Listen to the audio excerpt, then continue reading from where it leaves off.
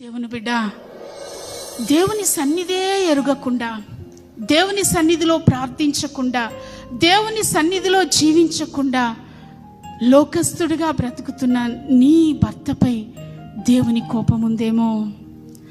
దేవుని ఆజ్ఞలను ధిక్కరిస్తూ దేవుని మందిరానికి వస్తూ కూడా దేవుని ఆజ్ఞలకు వ్యతిరేకంగా నడుస్తూ ఉన్నటువంటి నీ పిల్లలపై దేవుని ఉగ్రత ఉందేమో.